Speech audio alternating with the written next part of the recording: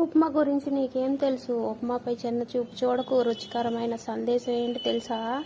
కూర ముక్కలేసినా పొంగిపోక, వేయకపోతే కుంగిపోక, శ్రితప్రజ్ఞతతో మన కడుపులో సర్దుకుపోయేదేరా ఉప్మా అంటే. ఎర్ర రవ్వైనా ఏడిపించక, తెల్ల రవ్వైనా పోచుకొట్టక, చిటికలో తయారై చింత తీర్చేదేరా ఉప్మా అంటే.